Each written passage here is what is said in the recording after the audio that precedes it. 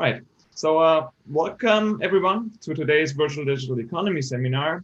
I assume you're equally eager to hear about the robot revolution today. So let me be brief with the formalities. Miguel Godinho Matos at Católica Lisbon School of Business and Economics will be the moderator for today. If you have any clarifying questions, please do send these to Miguel through the chat. And he will unmute you so you can ask a question directly to the speaker. We'll use the same channel to collect questions for the Q&A session after the talk. And as always, the session will be recorded and made available on YouTube. So if you do ask a question, we will also be on that recording. So I'm very happy to hand over to Miguel. So hello, everyone. Good afternoon. Join me in welcoming Lynn, who's Associate Professor at Wharton of Operations and Information Systems, and she's going to talk to us about robots, their impact on jobs and organizational structure. So Lynn, the floor is yours. You have 45 minutes. Okay, thank you. So I'm not Associate Professor yet. That will happen July 1st. So I'm still a lowly Assistant Professor now, but thank you. I am super excited to present my recent work on robot revolution. But let me start sharing my screen first so you guys can see what I'm talking about. Okay, all good? Okay, great. So this work is a recent work with my wonderful co-authors, Dixon from Statistics Canada and Bryan Hong from New York University.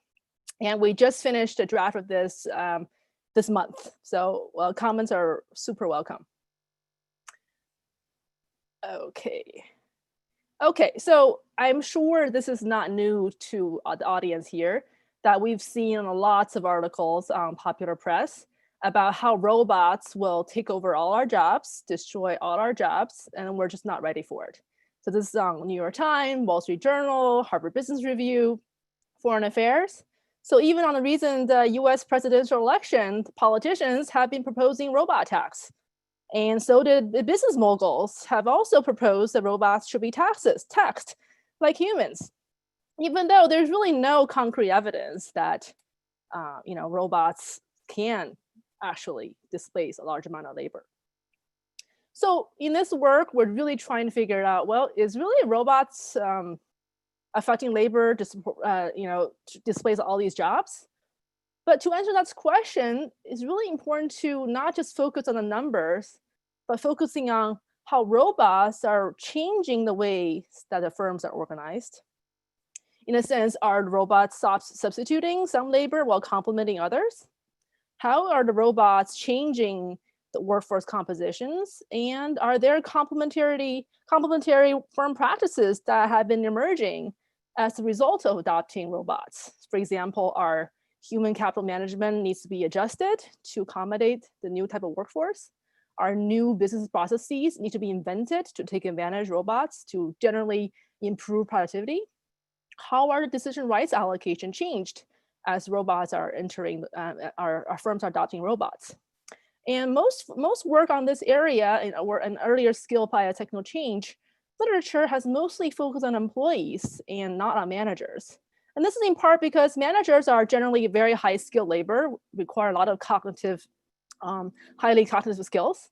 And that's kind of area where it's been hypothesized that robots and general technology cannot really replace, because these are very high skilled labors.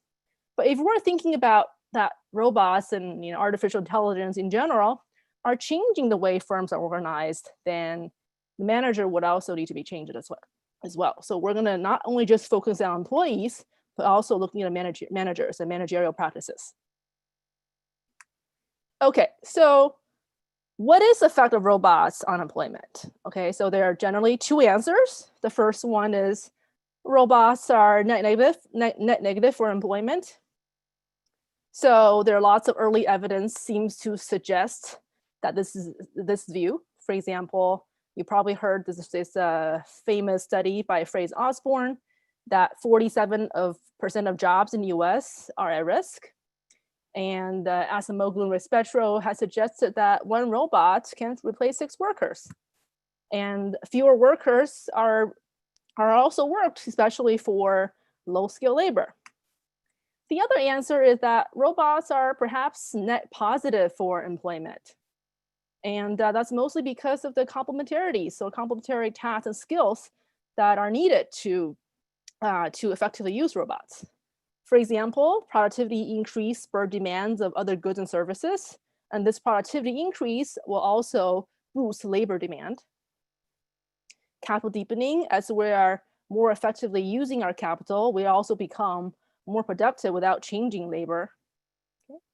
And more importantly, there's lots of there are lots of new tasks and jobs are being created, and these tasks and jobs are complement to robots, and these jobs will be larger than the one that robots can potentially replace. So it requires a updated view on the skill biotechnical change. Okay, so the most data to find out this answer has been on country industry level studies. Okay, and that's mostly because of data limitation. But ultimately, it's really difficult to observe these mechanisms at the country or industry level because countries and industries do not adopt robots. Firms do, right? And also, there's just too much heterogeneity across firms to really understand how firms are changing their organizational practices, their labor practices, as a result of adopting robots. And furthermore, firm level evidence is really important because to resolve the prior IT productivity paradox in the 1990s required firm level data. Without firm level evidence, it's actually impossible to observe organizational change that are critical for IT implementation in the 90s and 2000s. So instead of just focusing on how robots are affecting a net positive or net negative on employment, the ultimate question should be, how are robots changing the way it works organized, and how do they differ from prior generations of information technology? Okay, so before I lose you on the details, here are the main findings that we uncovered.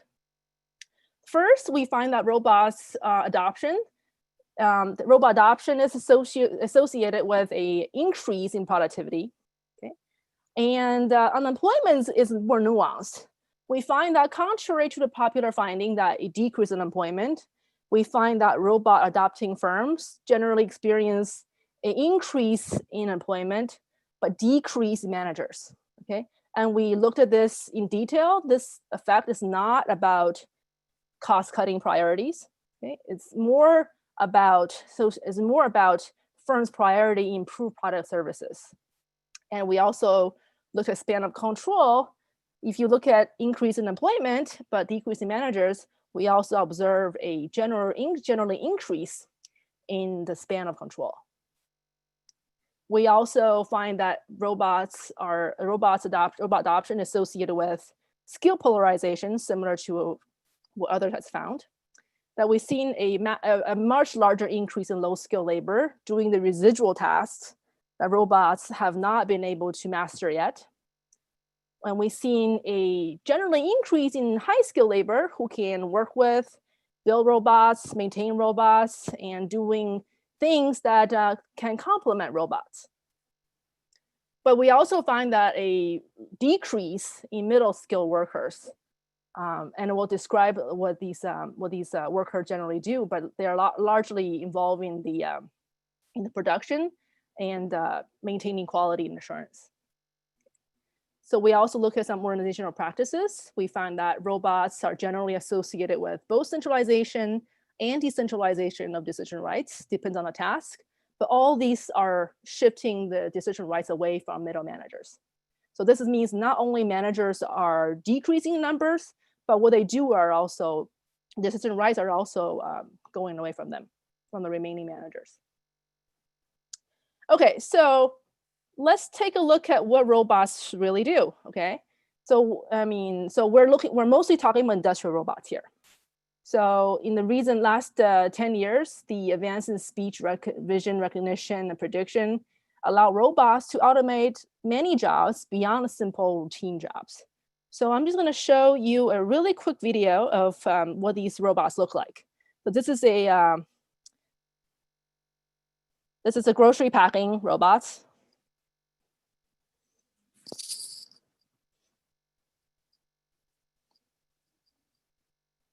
Okay, so this, you got an idea. This robots are automatically packing groceries and sending the pallets of the stuff and then moving it around. So it's really no human worker involved in this process in the main factory floor. This is a okay, as you can see, these robots have multi-arm, can do lots of really cool maneuver requiring complex dexterities. Okay, this is the robot Kiva at Amazon and in the warehousing.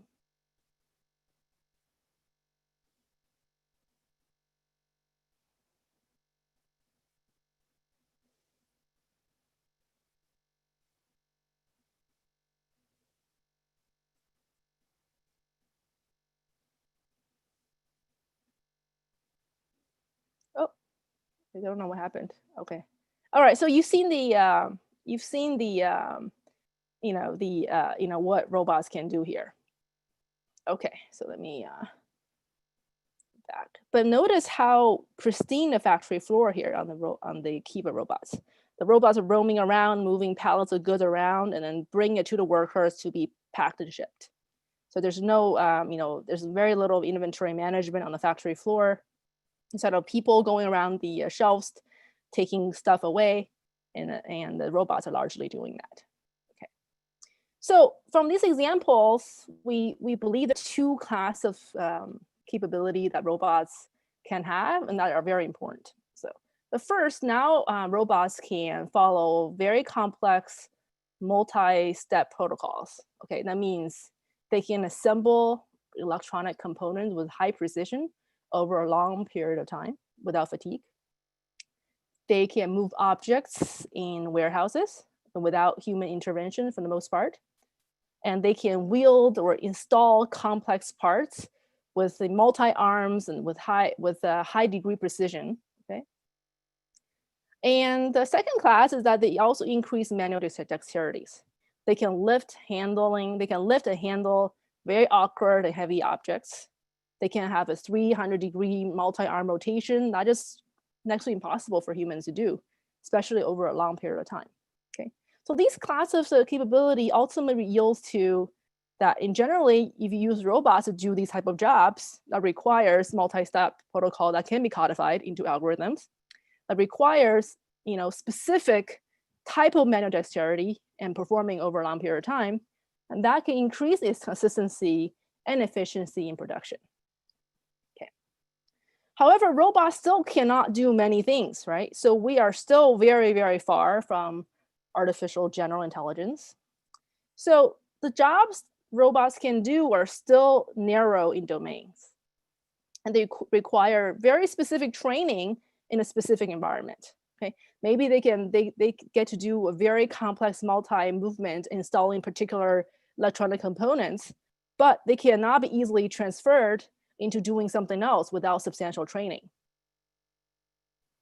And contextual awareness is also a problem, right? Robots may not be able to operate if there are screws on the warehousing floor. If you noticed, the Kiva example in the prior videos, we've seen that the floor on a warehousing factory just pristine. There's nothing on there because even if there's a screw on the floor, robots may not know what to do and then they may malfunction. Whereas human worker would simply know to step it over or pick it up and throw it away in the trash can or bring it to the station to see where the screw are coming from, right? So again, they can do lots of really cool but very specific things, but robots cannot do lots of things human can do. For example, those of you who ordered a Tesla last year probably have experienced delays in receiving your car. That's because Tesla factory had to revert to human workers after becoming too automated. So Elon Musk actually admitted, yeah, our factory became too automated and just doesn't work anymore. In the end, they had to bring the human workers in to make the factory more functional. Okay. And lastly, it's really difficult to operate in an open, semi-open world because there are lots of things you cannot just code. Yeah. Let me interrupt you. So Jacques Kremer has a question for you. He asks, what exact definition of robots are they using, and would self-driving cars, if they come to exist, be counted as a robot?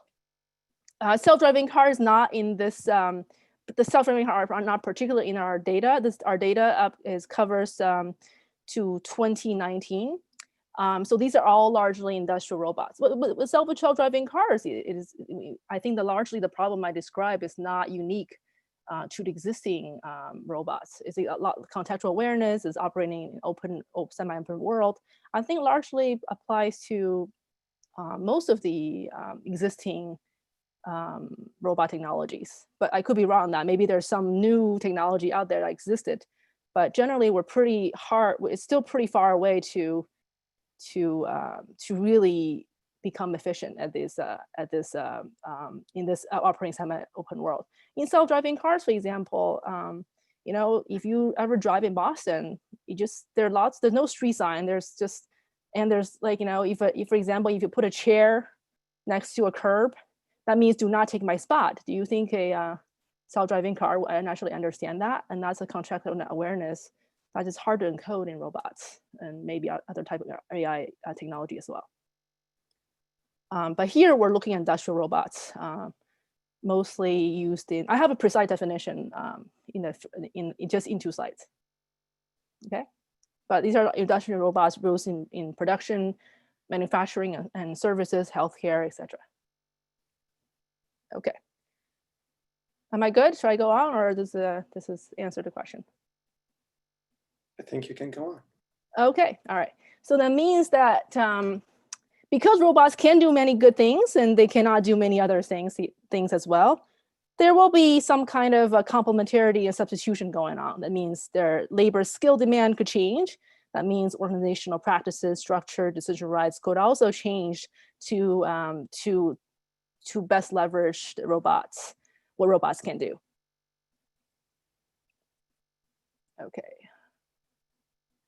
Okay, so we find that because of robots can reduce variance production quality, they can follow very precise algorithms to complete logistics tasks. They can precisely follow complex protocols to complete many manufacturing tasks as well. And that's largely has resulted in displacement of many middle skill work. So from ONET, we look at the type of worker that has the highest prevalence of in our studies. That has the highest number of workers that belong to this particular job class from ONET. This is manufacturing production technicians. If you look at their task description of what this technicians can do, there are lots about quality assurance. For example, calibrating, adjust equipment to ensure quality. Okay, inspect finished products for quality adherence. Okay, monitor, adjust production processes and or equipment for quality and productivity. Okay, so a lot of this is maintaining is about quality assurance. There's also some safety areas too, like safety set out to verify functionality of safe equipment. Again, safety is less of a concern for robots. Here, regulation, policy, health, safety, environmental compliance. Again, robots probably need less of that too than humans. Okay. So as I mentioned before, robots can automate a lot of routine tasks, but it cannot automate all routine tasks. So even though Amazon Kiva robots can roam freely in the factory floor and to pick up, in the warehousing floor, and they can pick up pallets of goods, but they still have to deliver to the pickers and packers and who are humans to be packed and shipped away. Okay, Tesla had to rehire workers after having too much automation. And ultimately lots of productivity gains comes from not just taking component of work and replace the robots, but coming from the entire re-engineering of work processes, right? So Amazon just didn't put a robot and put in a floor and be done with it. They rearranged their warehousing floor plan. They changed the way workers are being distributed within the plant. So all that requires re-engineering work, and these are generally done by very highly skilled professionals. and also you need those highly skilled professionals to build robots, repair robots, and generally work with robots. So we do expect perhaps that there will be increasing demand for both very high skilled professionals, but also the unskilled worker who are doing the residual tasks that robots has yet to be able to master. Okay, so what is the implication on managers then? Okay, that is a bit nuanced. It could be both positive and negative. In a sense, there might be a direct effect, in a sense that if managers' job is to ensure product variance is low, there's less need to monitor qualities, and there are also lots of automated reporting analysis from since robots can capture lots of data, and that data can be automated through reporting.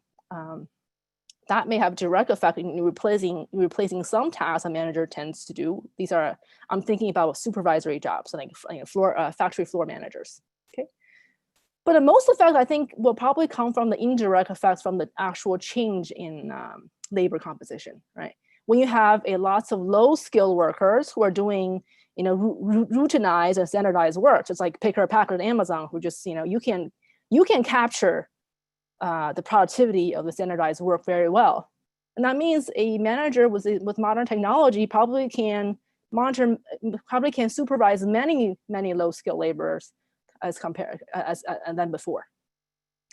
That also means, so that means I think the span of control for low-skilled labor might be increasing. There'll be less managers needed per worker, for example. But for high-skilled labor, it's kind of it's unclear, right? On one hand, the high-skilled professionals are generally expert themselves in solving problems on their own, and they don't need somebody to make sure they show up at work, make sure they do their work well, because they're expert themselves. They know how to do their work better than perhaps their managers. So the manager's job is mostly to enable them, to advise them. They're more like they function more like a coach in Tom Malone's terminology, and as advisors to the type of professional work. So to what extent that means you can manage more or less high skill managers is unclear. Okay, so depends on the composition change. If we see a massive shift in low skill labor, okay, and then we probably see less managers. But we see there, the ratio of high skill labor to low skill labor is high, then we may not see a managerial employee being decreased. But overall, but that's like a manager per worker. But if you generally think that robots can increase productivity, and that productivity increase labor of all kinds, that means you probably still need more managers. So that's more of an empirical question we're going to test in our study. Okay, before I go on data, are there any questions I need to clarify before I move on? Not in the chat, no. Okay, great. All right, so the data we have is robot import data from Canada. So this is coming from the equivalent of a Canadian census. It's from Statistical Canada. So they capture all firm level import from 1996 to 2007, okay? And this is very important because Canada does not really produce robots on their own. So all the robot used are generally imported from abroad. So by capturing the import data, we can capture almost all robot adoption within Canada. The robots are classified as distinct as other technologies. There's actually a particular category called robots. And we validated this data against the Robot Industry Association, where that's being used in prior work. For example, I think several papers has been written using the RIA data. And we also have employment data from 168,000 firms. These are sampled, employment data for firms from 2000 to 2015.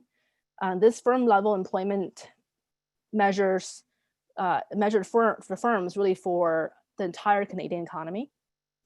For the organizational practices questions, we again use a Canadian census using a randomized stratified sample about 4,000 establishments.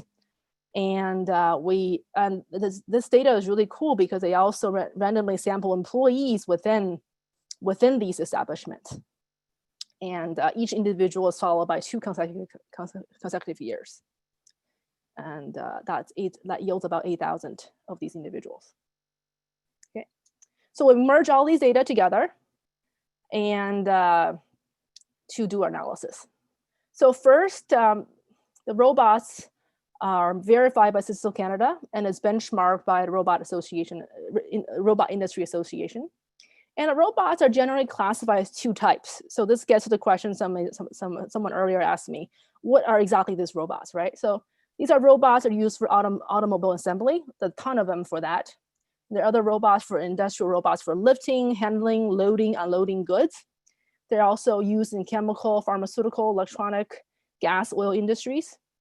There are also some autonomous self-organizing vehicle, but not necessarily self-driving cars per se, but there are some element of that in our data as well.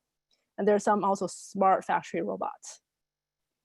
Okay, so this is the robot composition over the years from 1996 to 2016 on the left-hand side of the graph here.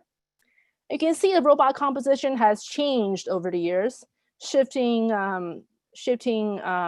more toward general purpose than automobile assembly. I'll show you the detailed graph in the next slides. But generally, you see it generally increased adoption, except during the plateau 2008 to 2010. That's probably due to the collapse of automobile industry. And we graph this against the Robot Industry Association data. We see a general same pattern, except the auto collapse. Here, just probably some sampling issues. Okay, but we believe our data might be slightly better than Robot Association because Robot Industries Association, because RIA mostly rely on self-reported information by their members, which is only a subclass of all purchase. It was only a subset of the purchasers that we capture in Canada. Okay, our data is ultimately captured based on import data that really captured all purchase of data, all purchase of robots in Canada. Okay, this is the geographic adoption across regions. It makes sense that is mostly heavily adopted in the south part of Canada. But you can see from 2000 to 2017, there's generally an increase in prevalence of robot use across Canada. This is a breakdown by manufacturing services by year. Okay, so each bar represents a year, each color bar, and these are the adoption for automobile over time. You can see a huge adoption in the early 2000s, 2008-ish, and then it gradually go down a little bit for automobile. But every other class, you see generally a big increase in later years of robot adoption in manufacturing, and that's even more dramatic in the services. You can see increase in administrative increased service. You can see a huge increase as well. So generally, I'm just trying to show you that robot adoption is becoming quite prevalent in our data set, and then we probably can capture a large part of the robot's effect on firms. And it's not something you can say, oh, maybe robots, you haven't been able to see everything yet, but robot has been used in manufacturing and in the economy since the early 2000s. And I think for 20 years of data, we should be able to see some effects of how robots are changing how firms are organized. Lynn, Chris Foreman has a question. I'm going to try to unmute him. Should have done that before too. Unmute. Thanks, Miguel. Thanks, Lynn. This is really interesting. Just a quick question. I would imagine, given all the process level changes that you described, that adoption, particularly earlier on, would be concentrated in larger establishments or firms. I'm just curious to see whether you found that or now, or whether that pattern changes as you get toward the end of your sample. Oh, that's a great suggestion. We haven't done that precisely because our data is establishment level, so we haven't aggregated at a big firm like essentially at the multinational firms.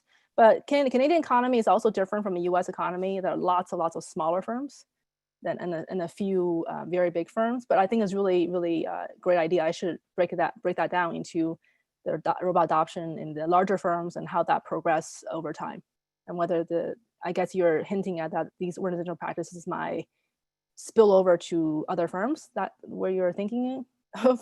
That's just my guess. I thought it was a really good idea. No, I was really just curious to think about, given the changes that you described, whether they might be different in even larger establishments, right? So I'm thinking about that these changes would be particularly valuable in establishments that have significant economies of scale in production. And so I see. Yeah. Yeah, that's a great idea. This is just average factor for all firms, but I think that's really key to explore the heterogeneity even within that, the type of firms that can do that may use robot differently. That's a great suggestion. Thank you, Chris. So let's take a look at how it affects robot productivity. Here we use employment data. That's to remind you that these are all from tax filing data. So that covers mostly all firms from 2000 to 2015. And this is the regression results using both OLS, fixed effects, and Levinson Patron estimators. And we largely see that robot stocks are positively correlated with total revenue after controlling, this is called Douglas production function. Okay, but the robot investment is actually is just less than 0.1% of factor share. The fact that you see the size of the fact of 0.07, 0.8, that means that this is already a 8 to 10x greater than the factor share. So it's actually a huge estimate. That suggests that might be some kind of complementarities going on that are associated with robots. Okay, next, are robots negative or positive for employment? Okay, let's take a look at this question. So instead of showing regression, I'm just showing the regression coefficient over time in the event study.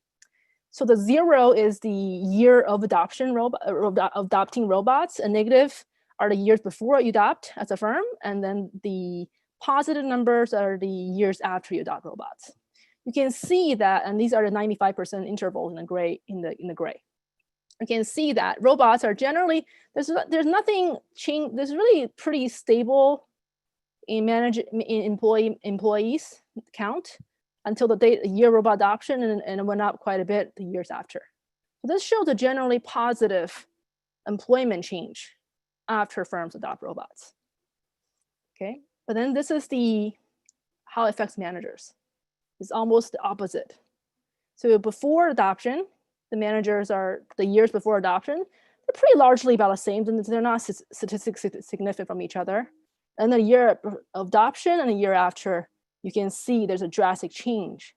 So in the beginning, I imagine there's some kind of direct effect of using robots, and the later years probably some kind of business process reengineering, organizational process change that ultimately even reduce the managerial workers even more so. Okay, so that's so what we found out that was quite surprising and fascinating. It's like what's going on here? Why our employments in general has gone up, but the managers that we thought are less susceptible for robots and technologies are changing. And this is again to show you the managerial employees between the robot adopting firms and the non-robot adopting firms. Okay, so you can see that the non-adopting firm managerial employee hasn't changed, whereas the employees and where for the robot adopting firms it's really gone down quite a bit. So we in 2001 here, we just to make the factor share the same, so we have for easy comparison. Yeah. Lynn, Anandi has a question. I'll try to unmute her too.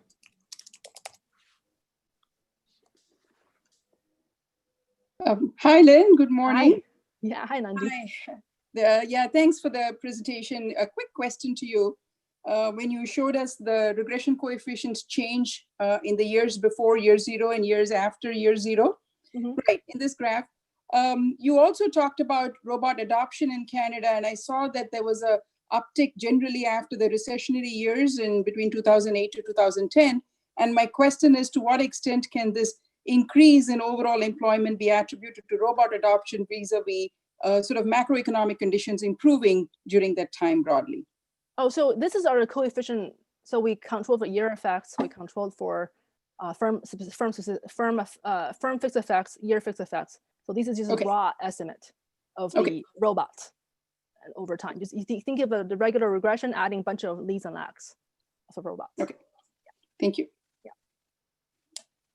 Okay, so let's look at the how we addressed endogeneity, and as all papers have to address that to some extent, even with robot paper, even though data is quite new. So we can't promise we nailed endogeneity 100%, not even close, but this is what we're trying to do. So first we use matching estimators, matched by year, industry, province, multi-unit enterprise, total assets, firm age, earnings, type of stock. Okay, and that gave us in the second column, pretty close to the fixed effect without matching. Okay, and then we use instrument. With here, the instruments using, we measure percentage of workers within a 4-digit NAICS code, the industry class, that require high, these workers that require high manual dexterity and verbal abilities. Okay, so these are created by using employment and social development data set from Canada, and that asked these kind of questions: do this job require high manual dexterity or verbal abilities on a 4-point scale? Okay, so we use occupations with high manual dexterity and low verbal abilities as a type of jobs or workers that are likely to be replaced by robots. And then we also multiply by the inverse of the average robot price, robot price, as during this time, robot price has also gone down. Price going down also can spur adoption. So we use this instrument to estimate the propensity of this firm in adopting robots. Okay. And this is a similar technique that used in Gross and Michael for other type of analysis. So again, we see the effect size went up, but not dramatically, but probably because it's, the instrument is not super strong. It passed the weak instrument test, but barely. But at least it shows directionally consistent estimate. Okay. All right. So what about managers? So we look at the changes in total managers using matching sample, and changes in full and non-manager employees and match sample. Again, you can see it's almost exactly as I shown in the graph. We see a generally decrease of managers from a robot stock, robot capital stock associated with an increase in total non-manager employees. So in my paper, I also showed hiring turnover, and these are largely consistent with what we are seeing here. We see less hiring and more turnover for managers, and the opposite for non-managers. And we also control for information technology stock, and that has not changed our estimate. Okay, so why did manager decrease then? Is it from workforce composition change? In a sense, is it because of low, middle, high skill employees have changed, and that ultimately require managerial change? Okay. Lynn, just a quick clarification question. So how is management defined? In what hierarchy levels does this include? So here, just do you have people under you? Do you manage people? That's the definition. So product manager will not be a manager if they don't have anybody reporting to you, for example. Yeah. Oh, I don't know what happened. Sorry, I accidentally clicked something. Shoot. Okay, sharing screen. Sorry about that. Is it? Can you see it now? Yes. Okay, great. Okay, so this is the result from non-managerial employees classified by high skill, middle skill, and low skill. So by high skill workers, we classify them as job requiring at least an undergraduate university degree or equivalent. This is like 4 years degree. Okay. Middle skill workers are jobs requiring community college certification, diploma, vocational trade accreditation, or equivalent. Okay. And low skill workers require no vocational training or trades accreditation or equivalent, require no more than 1 month of training for someone with no prior experience or no trade or vocational accreditations.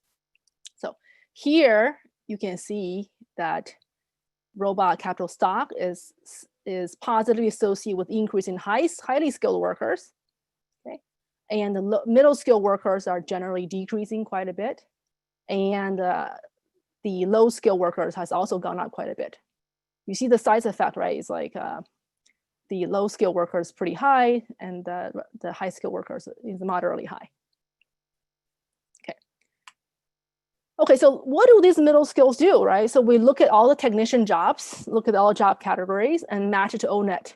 And we aggregate these tasks by these job titles, and these are the most frequently occurring tasks. Okay, and they are administering tests to assess whether engineers, operators are qualified to use equipment. Okay, they analyze data to make computation as necessary to determine test results. Okay. And they check arrival of material to ensure they match purchase orders and submitting discrepancy as necessary, and matching color and textures. So again, these are all jobs, that I think robots could potentially automate, because there are very specific jobs and that can be potentially automated. And for those quality assurance, for these monitoring tasks, again, those are not necessary, because robots can do this task well, consistently over a period of time without fatigue and without gaming. And again, these jobs, for the jobs that robot can replace, that can be algorithmically coded, and middle skill worker face the most effect from robot displacement. So lastly, let's look at some additional mechanism looking at organizational practices. So we're going to look at supervisory span, decision rights authority, and incentive pay. Okay. So this is span of control. So again, the span of control here, we actually measure within an individual employees. Remember, in a survey, we actually asked employees, certain questions. And for this particular survey, we asked the supervisor or the managers, do you supervise work of other employees on a day-to-day basis? That's our main criteria for managers. And how many people do you directly or indirectly supervise on a day-to-day basis? So on an independent span of control measurement, we see that robot adoption is positively associated with span of control, increase in span of control. And we also find that worker predictability in their hours has also changed. So worker predictability is defined as how far in advance do you know your weekly hours? So if you think about all the standardized routinized jobs are largely being done by the robots, then that leave labor was more unpredictable part of work. So we also see some kind of increase in work unpredictability. Again, here we're not measuring all unpredictability, we're just looking at hours, and that may just sliver of the evidence. Okay, so why managers? So is it because managers are expensive? That's why we cut them first? Or is it because something else? Okay, so here we have, in a survey, we actually measure the strategic priorities of these of the firms. So we asked them the question, rate the following factors with respect to their relative importance to your workplace general practices. And among them, we asked them, is cost reduction really important? Like, is this one, strategic importance of reducing labor costs, and the strategic importance of improving product and service qualities. Within this question, we asked them to answer, is that strategic importance not important, slightly important, important, very important, and crucial? Okay, so we see that from the strategic importance of reducing labor cost, okay, that's not associated with robot stock. It does not associate with robot adoption. But the strategic importance of improving product and service quality, and that is positive associated with robot stock. So giving us evidence is not about just labor displacement or cost cutting. It's really primarily driven from improving product and services, lower variance in production, and bring more consistency in production. Okay. So lastly, I'm going to show you decision rights allocation. Although we cannot measure all tasks, but we're able to measure some tasks, such as training decisions and the choice of production technologies. And here we ask who are making decisions for these tasks. Are manager employees making decisions, managers, or business owners? Okay, and we see that managers are losing their decision rights to non-manager employees for training decisions. But for choosing what production technology to use, we see that managers are losing decision rights to the business owners. So again, we're seeing both centralization, decentralization, but the directions are always away from managers. So again, it's providing you additional evidence that managers' job and their roles are fundamentally changing. Okay, so to conclude, we find that robot adopting firms generally increase productivity and they hire more people, okay? And we also find that robots adoption are associated from reduction of managerial hires, managerial employees. And that is very different from prior IT.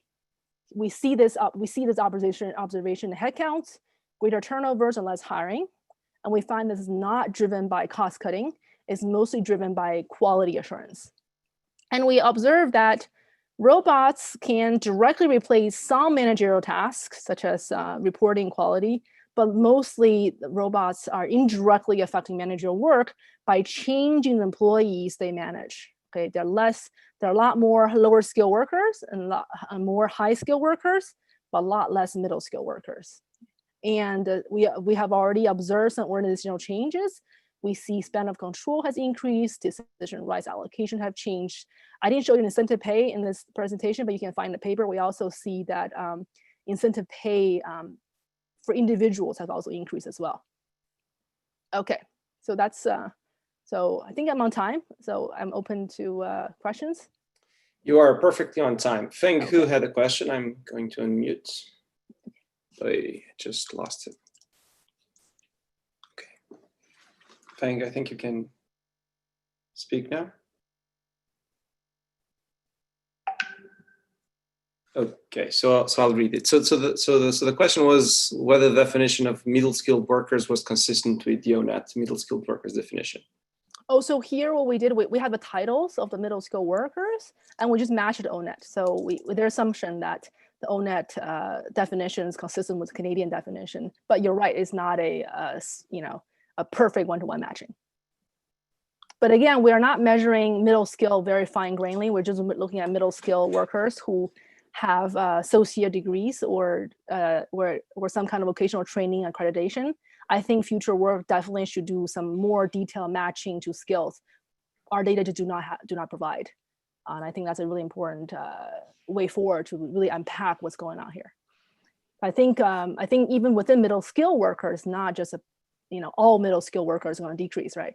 I think some middle skill worker who can repair robots, who can tune robots, these probably will increase, while some other middle skill worker may not.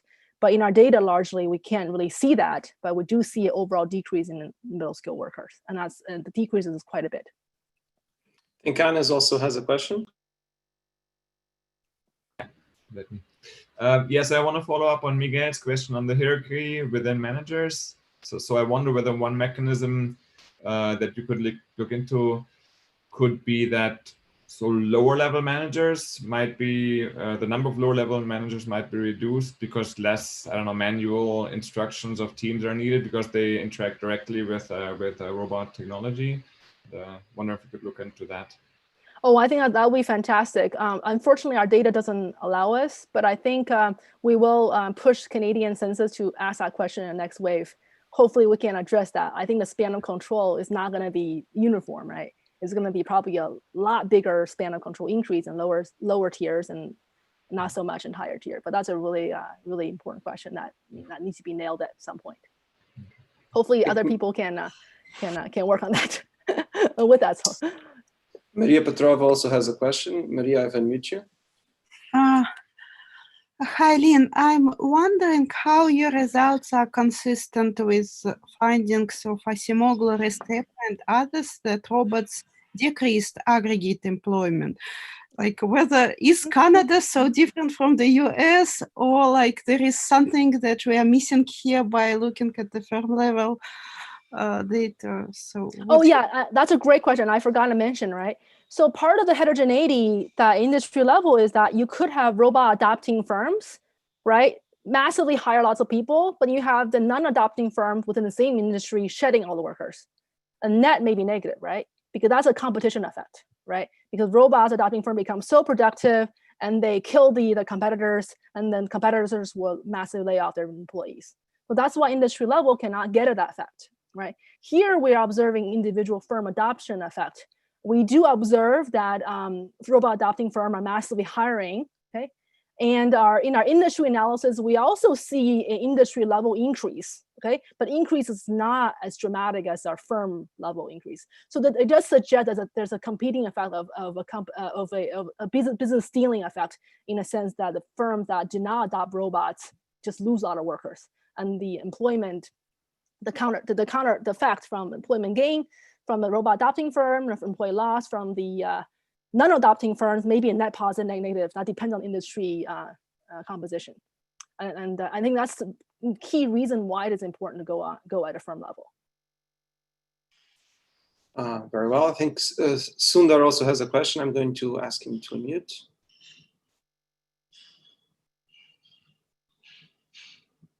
Sundar, I think you can.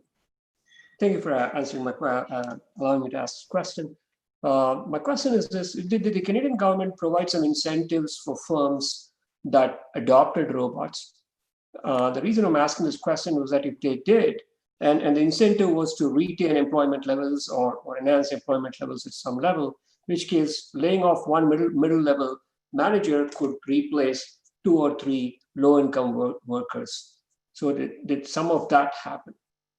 So our study covers about more than 20 years. So at least in the last 15 years or so, I talked with the Canadian census people.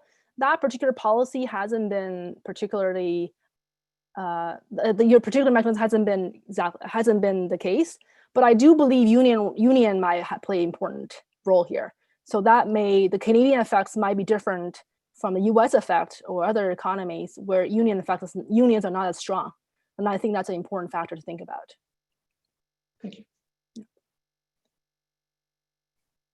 I don't know if there's any other questions. The chat's empty. So going one, going twice. Okay, there's no further questions. So thank you very much. We went on time. I think probably Hannes or Christian will have announcements to make for next week's seminar. So Hannes or Christian, you want to take over? Sure. Thank you, Miguel. Thank you, Lynn, for this fascinating presentation. I have 3 quick announcements that I want to make. First, make sure to check out tomorrow's virtual mini conference on regulatory challenges in digital markets, the future of AI for policymaking, which is organized by BCCP. So something that's very related to what Lynn has been talking about today, maybe more from a policy perspective. Second announcement that I want to make is regarding next week. There's not going to be a wide seminar, but our friends at CEW will do a short online version of their famous ICT conference. So make sure to check that out. And last but not least, mark your calendars for our final speaker before we take a summer break. On July 9th, Chris Foreman at Cornell will present here in the White Seminar. And that's in 2 weeks, same place, same time. Looking forward to see you. And let's again thank Lynn for this very interesting presentation. All right, thank you so much for having me. This is a lot of fun.